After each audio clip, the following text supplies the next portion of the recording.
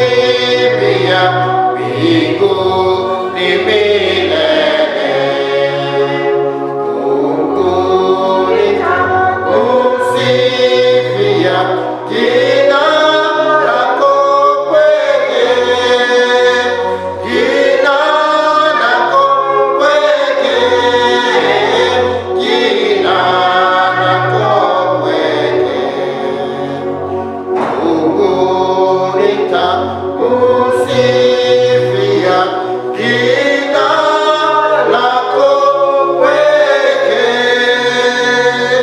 Ndugu Talamu, ongoza. Asante mchungaji, karibuni katika ibada ya leo katika vitabu vyetu vya sala ukurasa wa 2. Bwana Yesu akae nanyi. Kae pia nami. Tumekusanyika hapa kwa nguvu za Roho Mtakatifu tulisifu jina la takatifu la Bwana Yesu na kusikia neno lake. Tumekuja tushirikiane habari njema za utukufu na neema zake, pia kuombea mahitaji yetu na wanaoteseka kote duniani. Kadhalika tufurahi katika pendo na amani yake. Tu warithi wa baraka za Mungu, warithi pamoja na mwana wa Mungu. Tunafanya upya kwa njia ya Roho wa Mungu. Sote tu wamoja katika Kristo.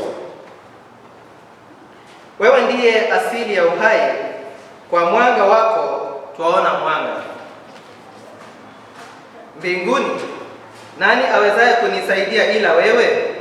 Na duniani hamna ninachotamani ila wewe. Tukisema kwamba hatuna dhambi tunajidanganya wenyewe na ukweli haumo ndani yetu. Lakini tukiziungama dhambi zetu kwa toba na tumaini, Mungu ni mwaminifu na wa haki, naye atatusamehe dhambi zetu na kututakaza uovu wote.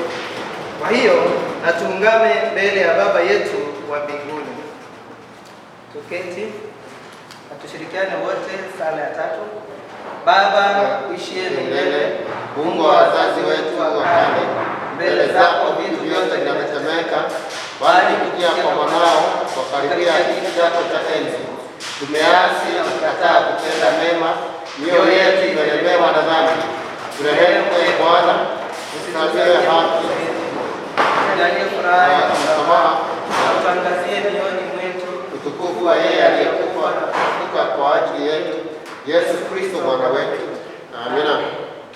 Mwenyezi Mungu Baba wa Bwana wetu Yesu Kristo, ambaye hupendezwa na kuridhia toba, wafu huwa hai, waliopotea humrudia Bwana. Wema na fadhili za Bwana wafuata kila siku ya maisha yenu, nanyi mtakaa nyumbani mwa Baba milele na milele. Amen. Wamebarikiwa wakaao nyumbani mwako ee Bwana, watasiimba sifa zako siku zote. Bwana Yesu asifiwe. Jina la Bwana litukuzwe. Simame kwa utukufu. Utukufu kwa Baba aliye asili ya vitu vyote, utukufu kwa Mwana aliyefanyika mwanadamu, utukufu kwa Roho Mtakatifu mwenye kutuhuisha, Bwana Mungu wetu milele. Haleluya. Ni wakati wetu wa kusikia masomo yetu ya kwanza na pili zikifuatana katika hali hiyo. Kwa hivyo kutoka kitabu cha Hagai.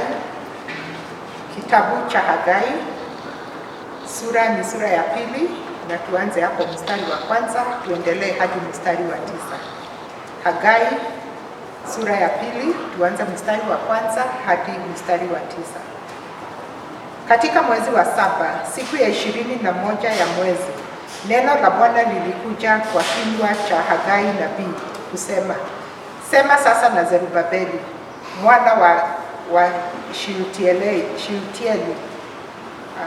liwali wa Yuda, na Yoshua mwana wa Yehosadaki kuhani mkuu, na hayo mabaki ya watu, ukisema, miongoni mwenu amebaki nani aliyeiona nyumba hii katika utukufu wako wa kwanza? Nanyi mnaionaje sasa? Je, mbele ya macho yenu sio kama si kitu? Lakini sasa uwe hodari, Zerubabeli, asema Bwana, nawe uwe hodari, Yoshua mwana wa Yehosadaki kuhani mkuu. Nanyi iweni hodari, enyi watu wote wa nchi hii, asema Bwana, mkafanya kazi, kwa kuwa mimi ni pamoja nanyi, asema Bwana wa majeshi.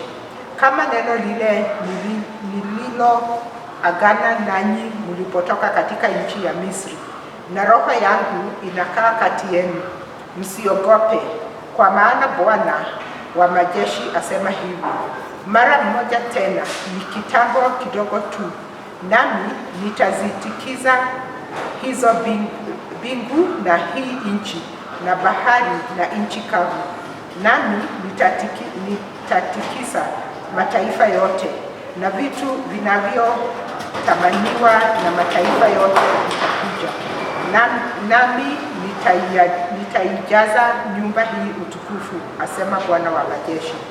Fedha ni mali yangu na dhahabu ni mali yangu, asema Bwana wa majeshi.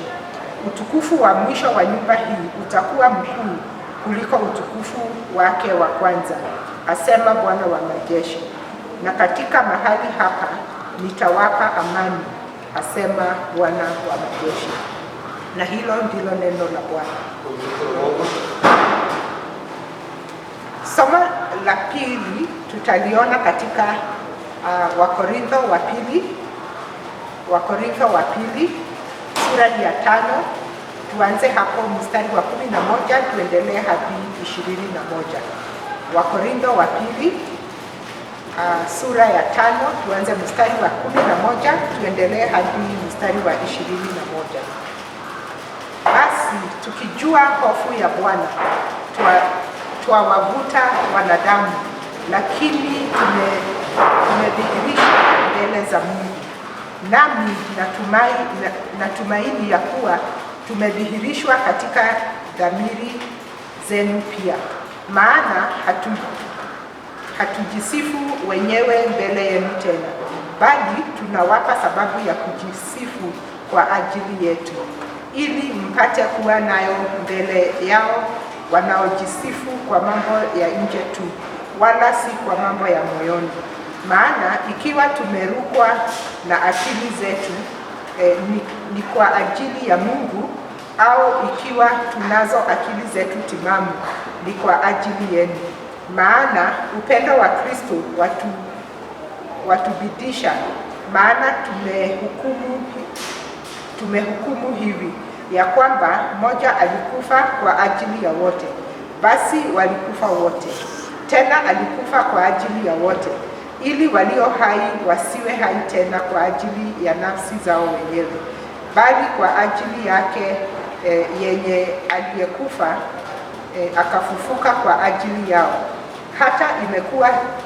Hata imekuwa sisi tangu sasa hatumjui mtu awaye yote kwa jinsi ya mwili, ingawa sisi tumemtambua Kristo kwa jinsi ya mwili, lakini sasa hatumtambui hivi tena. Hata imekuwa mtu akiwa ndani ya Kristo amekuwa kiumbe kipya, ya kale yamepita, tazama yamekuwa mapya. Lakini vyote pia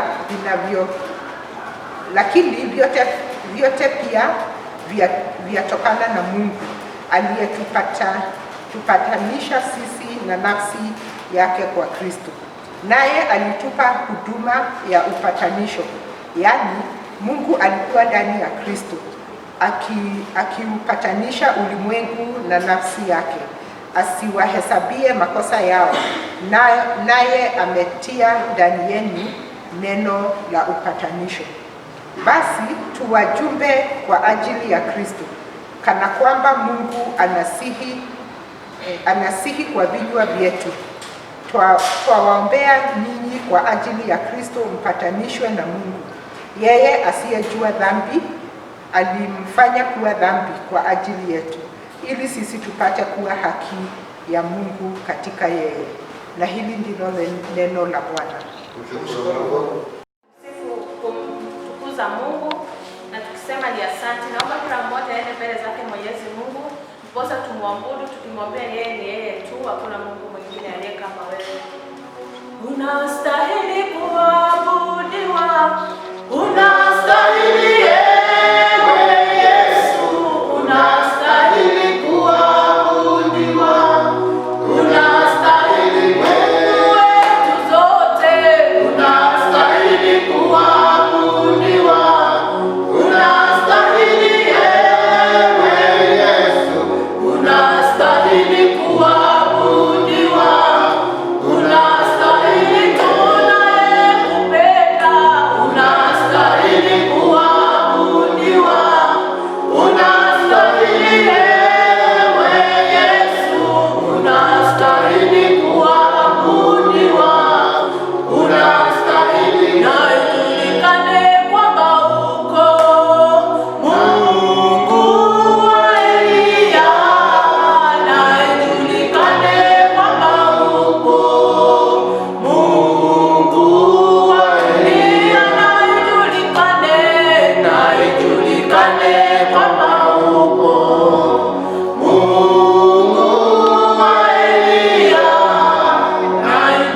ijulikane kwamba Mungu wa Eliya, na ijulikane kwamba Mungu wa Eliya, na ijulikane kwamba Mungu wa Eliya, na ijulikane kwamba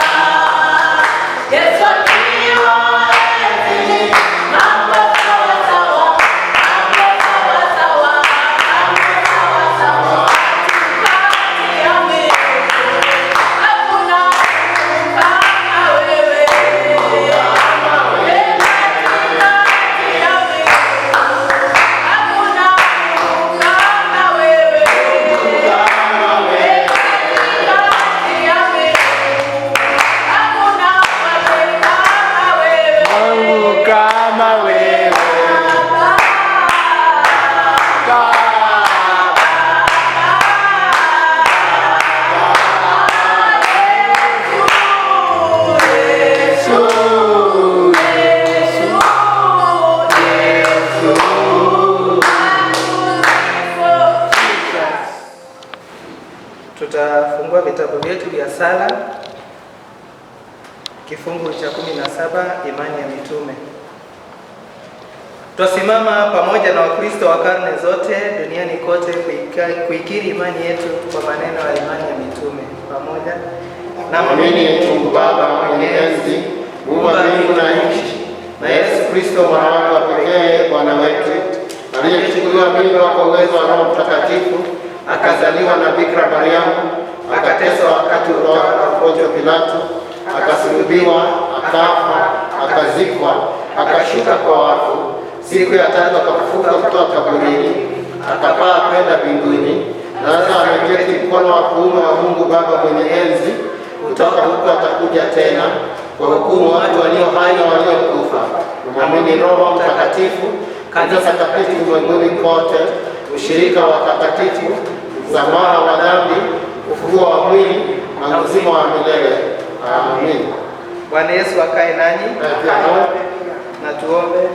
Ombeni nanyi mtapewa, tafuteni nanyi mtapata,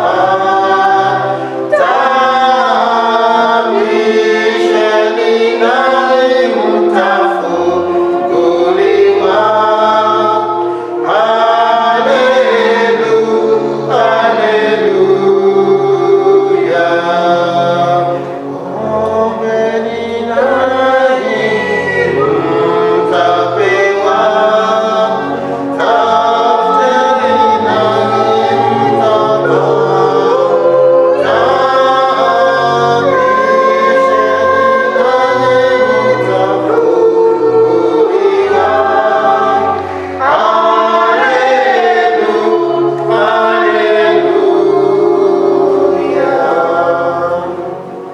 Kwa ujasiri tuombe kama alivyotufundisha Mwokozi wetu. Baba yetu uliye mbinguni, jina lako litukuzwe, ufalme wako uje, mapenzi yafanyike duniani kama mbinguni. Utupe leo chakula chetu cha kila siku. Tusamehe makosa yetu kama tunavyosamehe waliotukosea, tusitie majaribuni, lakini tuokoe na mwovu. Kwa kuwa ufalme ni wako na nguvu Na utukufu hata milele. Amen. Sala ya siku.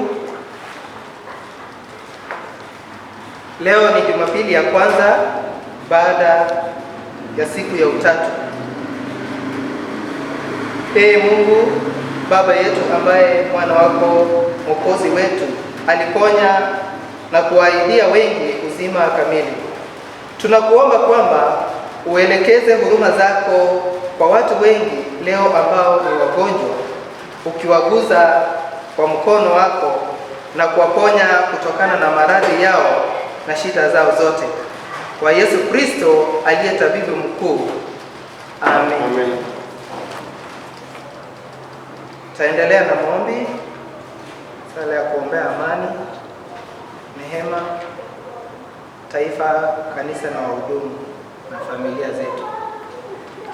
Ee Mwenyezi Mungu, twakushukuru kwa wema na fadhili zako. Asante Jehova Jire, kwa kuwa wewe ni mwema kwetu. Asante kwa ajili umetenda mengi katika maisha yetu. Tunakuita siku ya leo, Ee Mwenyezi Mungu, ya kwamba utazidi kutubariki Jehova Jire, sisi kama watoto wako. Baba, tunaomba ya kwamba utazidi kutupa neema zako Jehova Jire kwa kila jambo tunalotenda Jehova Jire, na katika maisha yetu Jehova Jire tunalilia neema yako Ee Mwenyezi Mungu, ili tukaweze kuenenda katika njia zako Ee Mwenyezi Mungu, ili tuweze kuenenda kwa njia ambayo inakufurahisha Ee Baba wetu wa milele.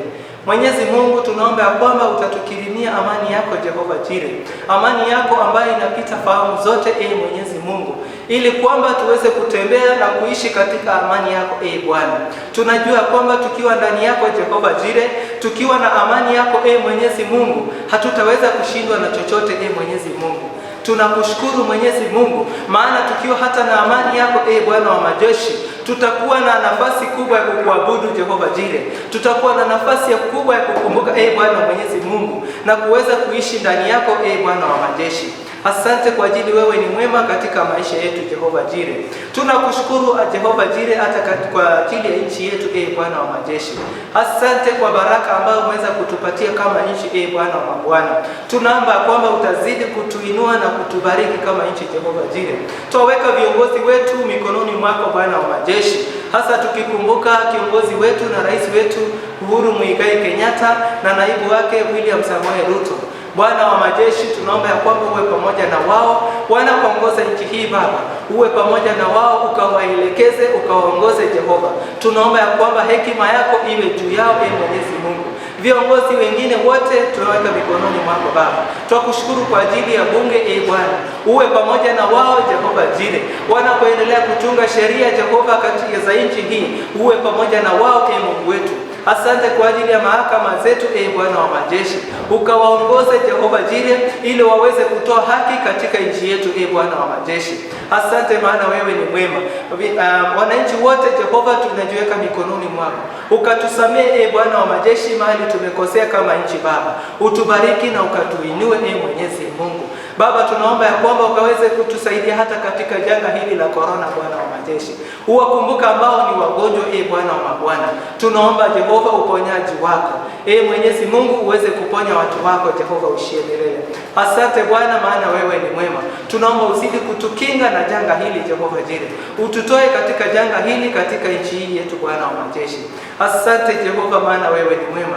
Twaliweka kanisa lako mikononi mwako Jehova wa majeshi. Tunaomba viongozi wote wa kanisani Jehova, uwe pamoja na wao, uwape roho wako Mwenyezi Mungu, ukawape na nguvu zako Bwana wa majeshi, hasa tukianza na waaskofu wetu wote Bwana wa majeshi katika jimbo hili la Kenya Jehova, uwe pamoja na wao Mwenyezi Mungu, pamoja na familia zao Jehova, tukikumbuka askofu mkuu Most Reverend Ole Sapit Bwana wa majeshi, ukamuongoze na ukambariki Jehova. Tukikumbuka askofu wetu Jehova Jire, Right Reverend Joel Waweru na familia yake Bwana, ukaweze kumuongoza, ukamshike mkono, ukamlinde Jehova Jire, mpe na nguvu zako na baraka zako Bwana wa mabwana. Tukishuka katika parokia zote Bwana wa majeshi, tunaomba ya kwamba utabariki na makasisi wetu Bwana wa mabwana. Tukikumbuka kasisi wetu Bwana wa majeshi Reverend Michael Kibe Jehova na familia yake, tunaomba amani yako Jehova Jire, tunaomba nguvu zako Bwana wa majeshi, tunaomba Jehova Jire mpe roho wako Jehova Bwana wa mabwana. Tunaomba ukazidi kumuinua Jehova Jire anapoongoza parokia hii Bwana, uwe pamoja naye na familia yake Bwana wa majeshi. Asante kwa makanisa sote katika parokia hii Jehova, tunaomba utukufu wako, neema zako na baraka zako Mungu wetu. Asante kwa ajili wewe ni mwema kwetu Mungu wa majeshi, ubarikiwe na utukuzwe Mungu wa majeshi. Asante Jehova kwa ajili ya familia zetu Bwana wa mabwana. Ni wewe ndiye ulianzisha familia kwanza katika bustani mwa Edeni. Jehova, tunaomba ya kwamba uzidi kubariki familia zetu ili tuwe kitu kimoja Bwana wa mabwana. Tunajua kwamba familia tofauti zinapitia hali tofauti ngumu wakati huu wa corona Bwana wa majeshi, lakini tunajua kwamba Mungu wetu unatushindania, unatujali na unatupenda Bwana wa mabwana. Tunaomba Jehova wale ambao hawana vyakula uwapatie Bwana. Tunaomba wale ambao hata wamekosa rent Jehova Jire uwakumbuke. Tunaomba Jehova Jire wale ambao ni wagonjwa, Mwenyezi Mungu tunaomba uponyaji wako. Uwakumbuke Jehova hata na wajane, Jehova uwakumbuke na mayatima Bwana wa majeshi. Jehova ututembelee katika familia zetu ili tuzidi kuwa kitu kimoja Jehova Jire. Familia zote ziwe kitu kimoja Jehova Jire. Tunaomba upendo wako uwe katika familia zetu. Tunakutukuza na tunakuinua Bwana wa majeshi. Na ni katika jina la Yesu tunaomba na kuamini. Amen. Wakati huu sasa tutasikia neno tukipewa na mchungaji wetu Reverend Kibe. Karibu mchungaji. Asante. Mwokozi kwangu samu kabisa kukubali neno lake, nimeoshwa kamili. Yesu, Yesu nakuamini, nimemwona dhabiti. Yesu, Yesu yu thamani, ahadi zako kweli. Kwa hakika Yesu, ahadi zako ni za kweli. Kila wakati kutuonezea Bwana Mungu Mwenyezi, kututia nguvu ndani ya roho zetu, kututia nguvu ndani ya maisha yetu, maana ahadi zako ni za kweli na milele. Ndio sababu tunakutegemea hata wakati huu Bwana Mungu Mwenyezi, utunong'oneze kupitia kwa neno lako takatifu, utuongeleshe Bwana Mungu Mwenyezi, utuinue katika hali zetu za maisha Bwana Mungu wetu, tuweze kukutegemea wewe peke yako na kukufuata katika nyayo zako, ili tuweze Bwana kufika katika ufalme wako huko juu mbinguni. Bwana, katika wakati fursa hii ya kusikia neno lako takatifu, naomba ukaanzia pamoja nasi, ukaendelea pamoja nasi, ukafunza pamoja nasi. Maana mambo haya yote katika jina la Yesu Kristo aliye Bwana na mkombozi wa maisha yetu. Amen. Nataka kushukuru Mungu kwa sababu ya fursa nyingine ambayo ni ya kusikia neno lake Mwenyezi Mungu. Kumbuka vile tulisema kwamba kanisa lake Kristo lingali linaendelea. Ile jambo ambalo tumebadilisha ni kutokutana katika mahali petu pa ibada, lakini tunakutana katika mtandao. Na hata mtandao ni kanisa, maana hata zamani wakati kanisa lilikuwa naanzia, watu walikuwa nakutana manyumbani mwa watu na lilikuwa tu kanisa tu. Kwa hivyo hata sasa ni kanisa katika mtandao. Kwa hivyo karibuni katika ibada yetu ya Jumapili hii, ambao ndio Jumapili ya kwanza katika wakati wa Utatu. Wakati wa Utatu ni wakati ambapo kanisa hutenga iwe ni wakati wa mafundisho. Watu wanafundishwa neno lake Mwenyezi Mungu, wanajengwa katika roho zao, na ndio waweze kuwa imara na kuwa gangari katika kumtumikia Mwenyezi Mungu. Na siku ya leo nataka tuongee juu ya kumtegemea Mwenyezi Mungu, kumtegemea yeye na yeye peke yake. Na nataka tuanzie na kusikia habari ya jamaa hapa alikuwa Thomas Edison. Thomas Edison ndiye mwenye aligundua mambo ya kutumia hii bulb ama hii bulb ya stima, na kabla aweze kupata bulb ama aweze kupata filament ambao ilikuwa inatoshea kwa hiyo bulb, alifanya kazi mingi sana, alifanya utafiti na akafanya test ya mambo mingi sana. Na tunaambiwa kwamba siku moja baada ya kumaliza utafiti wake wa 10,000, amefanya utafiti mara moja, mara mbili, mara tatu mpaka 10,000, alikuja kugundua kwamba hata filament ambayo alikuwa ametengeza baada ya kujaribu mara 10,000 haikuweza kuwaka. Na kwa hivyo akaenda nyumbani jioni kama amechoka, na mke wake akamuuliza, je, wewe hukufi roho? Naye akamjibu akamwambia, siwezi kamwe, maana nimeshagundua filament 10,000 ambazo hazifanyi kazi. Pia nimegundua 10,000 ambazo hazifanyi kazi. Kwa hivyo mimi siwezi kufa roho. Sijui asubuhi ya leo umekufa roho kwa sababu gani? Sijui asubuhi ya leo unajisikia kwamba umefika mwisho kwa sababu gani? Wengine wetu ni kwa sababu rais wetu Uhuru Kenyatta hakufungua vile tulikuwa tunatarajia afungue siku ya Jumamosi. Kwa hivyo tukakufa roho na tukasikia kwamba tumefika mwisho wetu. Lakini si umekufa roho kwa nini? Lakini nataka kuambia asubuhi ya leo, kama Thomas Edison, ni muhimu tuwe watu wa kuchangamsha na kujitia nguvu katika maisha. Tusiwe watu ambao ni wa kufa roho. Kwa hivyo Edison akasema, siwezi kufa roho, maana nimegundua njia 10,000 ambazo haziwezi kunipeleka mahali popote. Kwa hivyo yeye hakufa roho. Kwa hivyo hii mambo ya kujitia nguvu kwa siku ya leo imekuwa kitu ya zamani, imekuwa outdated. Maana siku hizi tunaambiwa mambo ya vitu ambavyo ni haraka katika uchumi huu ambao ni uchumi wa vitu zinaitwa za haraka, instant generation. Hata ukiangalia ukiingia kwa nyumba za mikahawa, unaambiwa kuna kitu inaitwa instant coffee, unakuta kuna kitu inaitwa instant tea, unakuta kuna kitu kinaitwa fast food. Kwa hivyo mambo yote hata ifanyike haraka. Na kwa hivyo hii mambo ya kumsubiri, hii mambo ya kusubiria, hii mambo ya kutegemea hiyo wakati wa kusubiri ama subira imekuja kuisha, na inaonekana kama watu wengi wamekuwa watu wa instant. Hata tulikuwa tunataka tuwe na instant curfew ambayo itakuja tu mwezi mmoja alafu ishe tuendelee. Atuwe na instant corona ambayo itakuja tu mwezi mmoja ama siku kidogo alafu iende. Lakini haiwezekani, maana katika maisha kuna wakati wa kusubiri, kuna wakati wa kungojea. COVID-19 imetufundisha kama Wakenya kwamba lazima tusubiri muda wake uishe. Hata tukijaribu namna gani, kila siku tunatangazwa, tunaambiwa kwamba watu 100 na ndio wamepata corona. Kwa hivyo hesabu yetu inaendelea kwenda juu. Kwa hivyo ni kumaanisha kwamba lazima tusubiri, na hata kama vile rais wetu alitangaza, lazima tungojee siku 30 zingine kabla pengine tufunguliwe ama tufungiwe pia, sababu hatujui tutakuwa tumefika wapi wakati huo. Na kwa hivyo ama mambo haya inatuelezea kuhusu vile kulikuwa katika nchi ya Israeli baada ya wana wa Israeli kurudi kutoka Babiloni.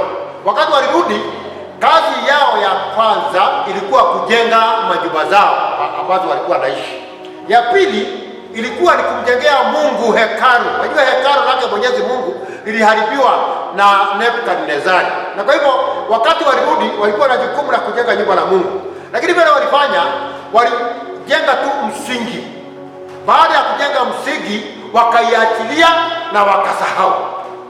Katika Hagai ya kwanza, Mungu anawaonya, anawaambia mmeachilia nyumba yangu, na kwa hivyo mtakula na hamtashiba, mtakunywa na hamtamaliza kiu, mtatafuta mkileta nyumbani, nitakuwa nikizipwaruza zaenda kando kando, maana mmekosa kunijengea nyumba.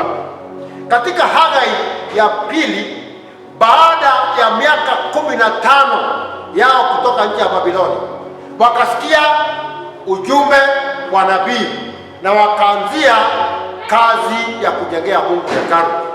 Lakini kulikuwa na shida, maana amekaa miaka 15 bila kujenga. Lazima waanze sasa kujimuru tena, waanze kutafuta materials tena ndio amjengee Mungu nyumba nyingine, na ikawa ni wakati mgumu sana kwao.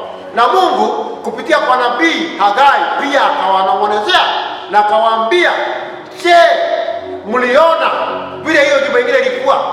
Nyumba ambao mnanijengea kwa wakati huu, utukufu wake utakuwa mkuu kuliko hiyo nyumba ingine, maana nitakuwa pamoja nanyi.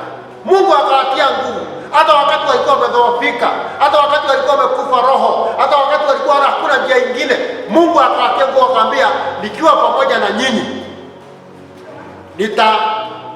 nitajenga nyumba ingine ambayo itakuwa na utukufu mkubwa kuliko hiyo ingine ya mbeleni. Lakini kwanza akawaambia, kwanza nitatingiza mbingu na nchi, alafu nitamwaga baraka zangu mingi, kwamba watu wangu watabarikiwa tele tele.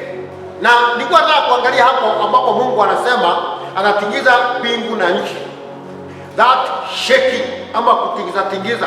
Unajua, kabla Mungu abariki watu wake, yeye hutingiza. Na tukiangalia ni wakati gani ambapo unatingiza, wakati wa mapishi, ni wakati gani unatumia hiyo nguvu ya kutingiza ukipika kitu, ni wakati unapika chai. Ukipika wakati wa kuchunga, ukiweka chai katika kile kichungi, au wakati unatengeneza uji, ukiweka uji katika ile kichungi lazima utingize, ndio ubaki na mabaki hapa juu, ile ingine iteremka iende kule chini.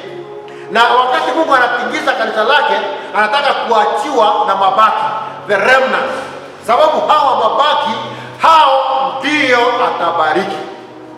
Ndugu na dada yangu, wakati wa corona ni wakati wa kutingizwa. Mungu anatingiza kanisa lake, Mungu anatingiza watu wake, ili wale ambao hawamtegemei, wale ambao hawajishikilia kwake, wakuje kuchungwa waende. Wale ambao wamesimama ima na wima katika neno lake, wabaki katika kutingizwa huko. Na ni muhimu kutoka kwa soko hilo tujue mambo kadhaa. Na jambo la kwanza ambalo tunafundishwa katika jambo hilo ni kwamba Mungu huelewa na huwatunza watu ambao wamekufa roho. Hata wakati umekufa roho, ukimtegemea Mwenyezi Mungu, atakulinda, atakutunza, atakuelewa. Mungu anajua kwamba katika maisha yako una tegemeo lingine, unamtegemea yeye mwenyewe. Hata wakati ikifika wakati ambapo unajisikia kwamba umefika mwisho, Mungu anakwambia, nitegemee, nitakutengezea njia pahali ambapo hamna njia. Na kwa hivyo hata wakati umekosa furaha na faraja ndani ya maisha yako, Mungu angali anakufikiria mazuri. Hata wakati mambo imekawia, kazi imetoroka, nyumba hakuna chakula, Hakuna mwangaza ingine mbele yako, unaona tu giza. Unaona kwamba katika maisha yako ni giza tu, maana hata hujui kesho utafanya namna gani, hujui kesho watoto wataenda shule namna gani, hujui kesho yake mambo itakuwa namna gani. Mungu anakuambia nitegemee, maana nitakutengezea njia pahali ambapo hamna njia. Hata wakati tumekaa na watu ambao wanatuzingira, unajua that opposition kila wakati unakuta kwamba hata ukijaribu kufanya kitu, kuna watu ambao ni kama wanakuzingira, ni watu ambao kama wanapigana na wewe, hawataki uende mahali popote. Ukijaribu kutangaza jina yako kama wewe ni mwanabiashara, wanaharibu. Ukijaribu kuuza bidhaa yako, wanakuja wanauza yao bei kidogo. Mungu anasema hata wakati huo mimi nakuelewa. Hata wakati wewe mwenyewe umekosa kuamini sana, kama unamtegemea Mwenyezi Mungu, imani yako imekuwa duni, unajisikia ndani yako imani imekuwa duni, Mungu anakuambia anakuelewa. Na hata wakati wewe mwenyewe hauelewi hata unaenda wapi, hauelewi hata utafanya nini, wewe ujielewi wewe mwenyewe na umtegemee Mwenyezi Mungu, Mungu atakuelewa hata wakati huo. Na kwa hivyo neno lake Mwenyezi Mungu linasema nini? Inasema usikufe roho. Mstari wa 4 katika somo letu la leo, mstari wa 4 unasema nini? Unasema lakini sasa uwe hodari, Zerubabeli anasema Bwana, na uwe hodari Yoshua mwana wa Yosedekai kuhani mkuu, nanyi iwe hodari enyi watu wote wa nchi hii, asema Bwana, mkafanye kazi, kwa kuwa mimi ni pamoja nanyi, asema Bwana wa majeshi. Anasema kwamba wakati huo ambao unajisikia wewe mwenyewe umekufa roho kabisa, anasema uwe hodari. Uwe hodari katika kuamka kila asubuhi kwenda kutafutia jamii yako. Uwe hodari katika kupanga mipangilio yako ya maisha yako. Uwe hodari katika hali ya kuangazia maisha yako ya mbeleni. Kwa nini? Kwa maana Mungu anasema atakuwa pamoja na wewe.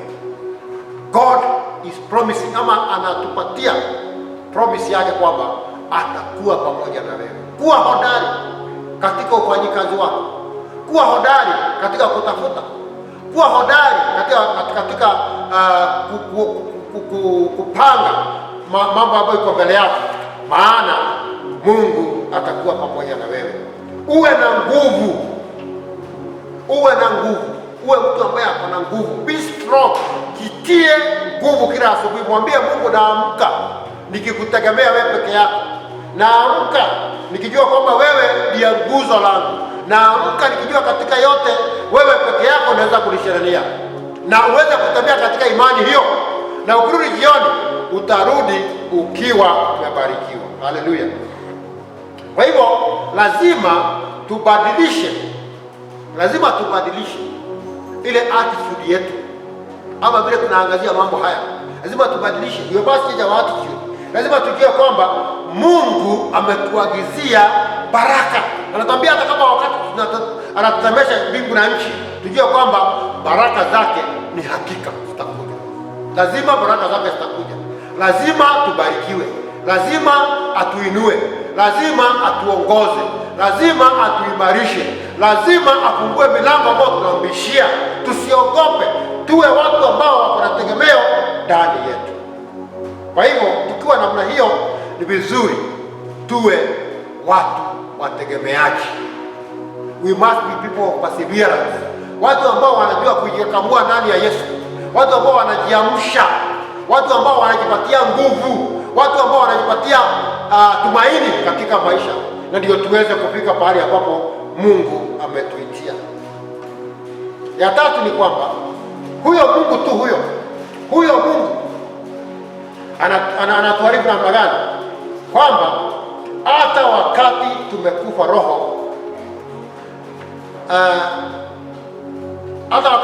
roho, promises zake ni za milele na milele. Hata wakati tunasikia tumefika mwisho, anatuambia yale ambayo nimekuahidi ni ya milele na milele. Tusome mstari wa 2:4. Inasema nini?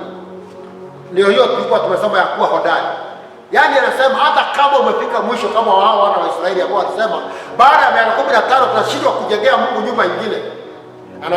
Anakwambia kuwa hodari. Baada ya corona nimeshindwa hata kufanya kazi. Baada ya corona nimeshindwa hata kupatia jamii yangu chakula. Baada ya corona nimeshindwa hata kuagizia maisha yangu ya mbeleni. Mungu anakwambia kuwa hodari ndani yangu. Endelea kuwa hodari ndani yangu, nami nitakuinua. Wakati umekosa nguvu, nitakuwa nguvu zako. Na ndio tumesikia somo letu la pili katika kitabu cha Wakorintho.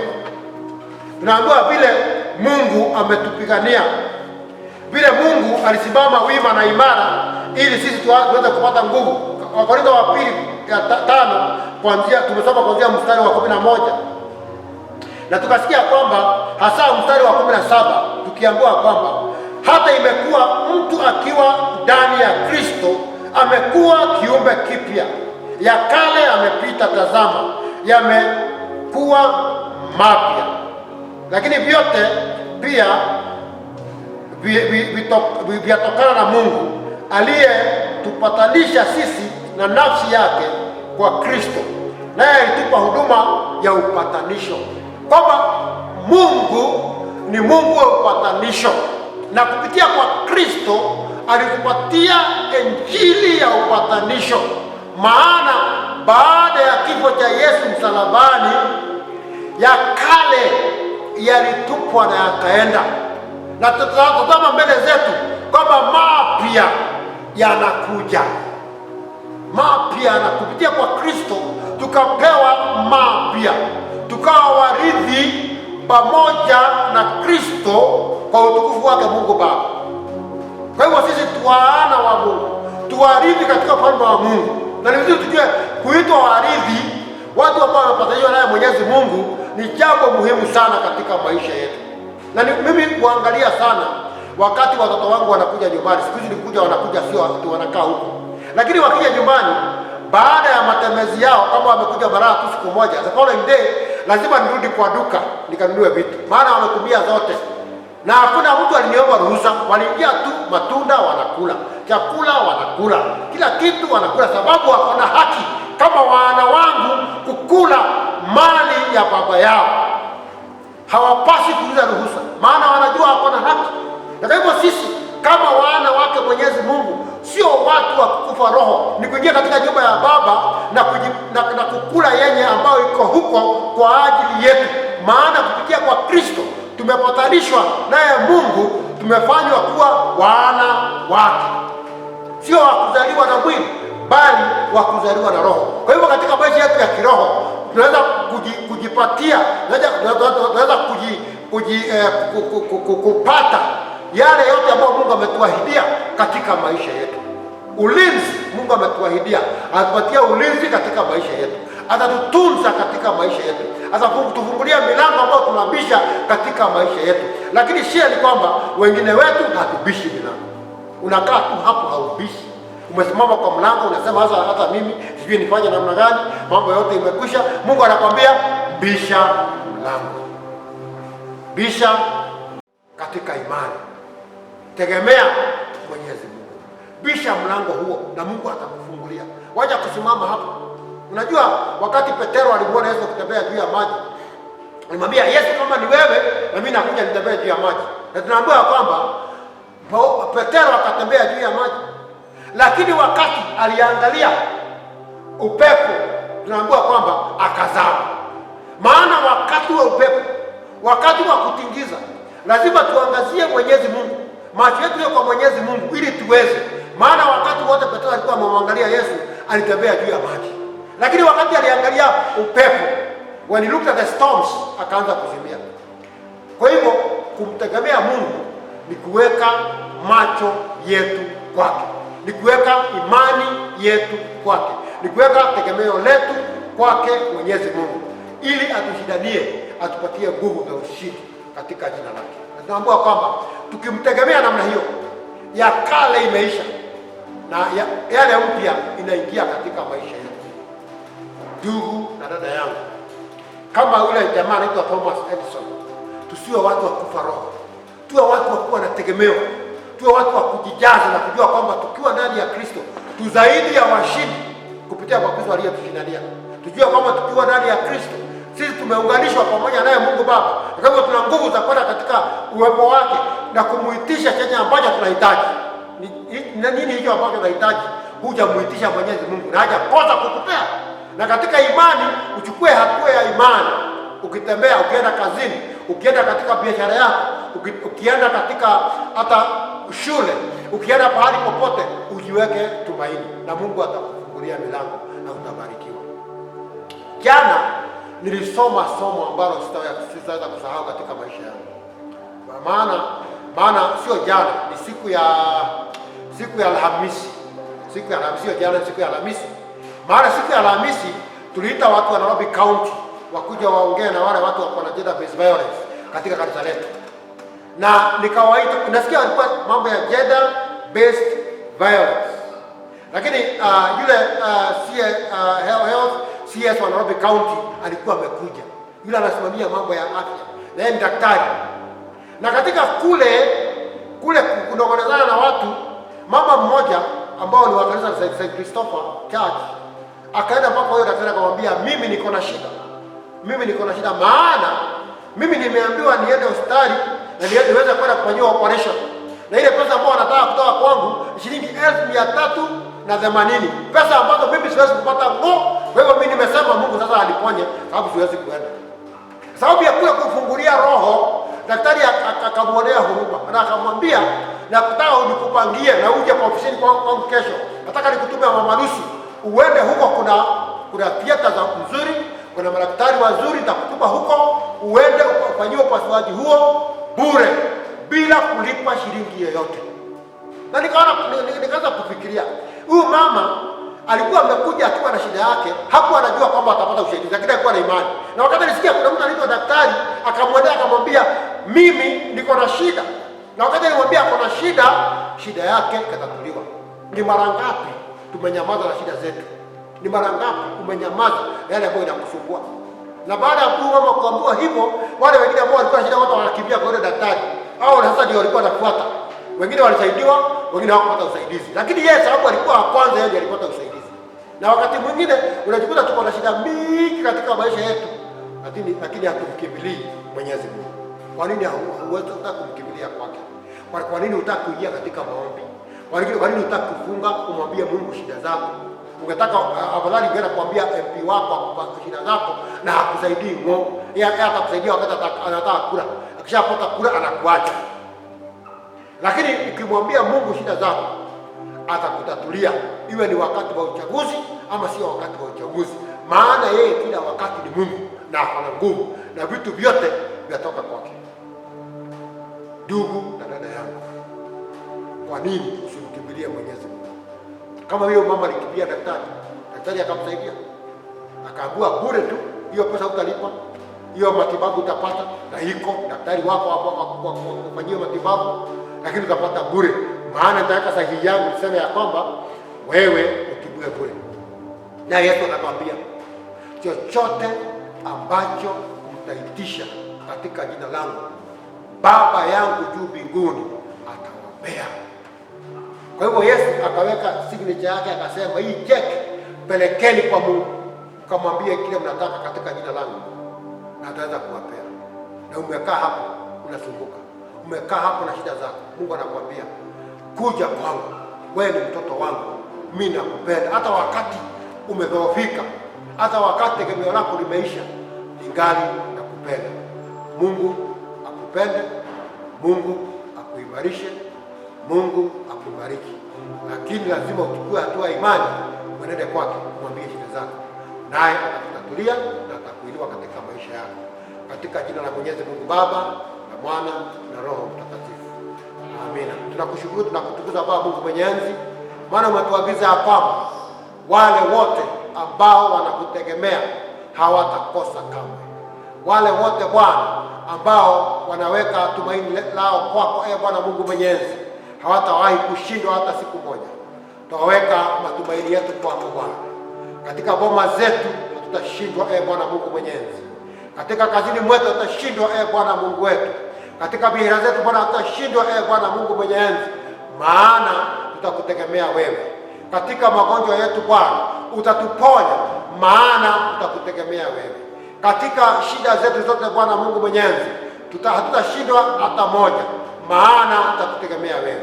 Endelea Bwana kutubariki, endelea Bwana kutuinua, endelea Bwana kutuhimiza. Kama watoto wako Bwana, turuhusu tuingie katika ngome lako Bwana Mungu Mwenyezi, tuweze kupata mazuri ambayo umetuwekea, maana unatupenda.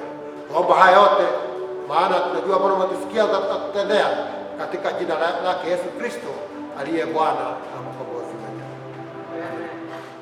Tuimbe wimbo wetu wa sadaka.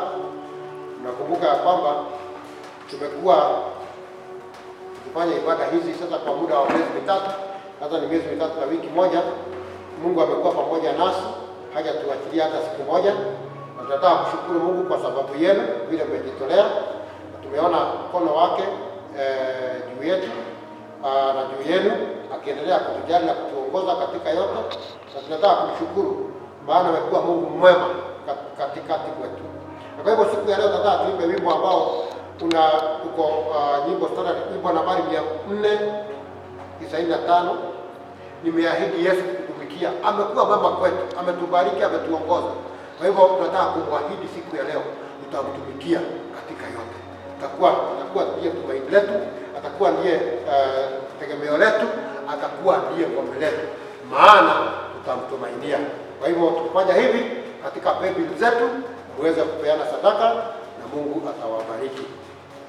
Nimeahidi Yesu kukutumikia, wewe Bwana wangu, urafiki pia, sitaogopa vita, wewe ndiye mwenza, sitaiacha njia, ukiniongoza. Imbeni haleluya, haleluya, imbeni shangwe kwa Bwana Yesu, ndiye mwenza wetu.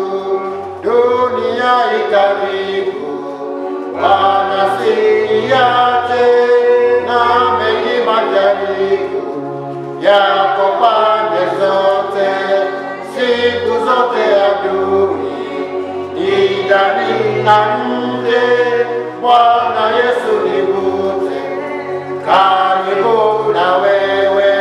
Imbeni haleluya, haleluya, imbeni shangwe kwa Bwana Yesu, ndiye mwenza wetu.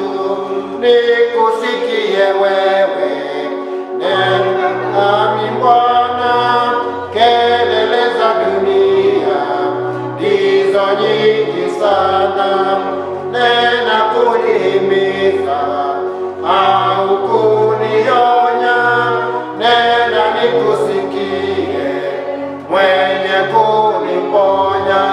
Imbeni haleluya, haleluya, imbeni shangwe kwa Bwana Yesu, ndiye mwenza wetu. Umewapa ahadi wakufuatao, kwenda uliko wewe, wawe huko nao.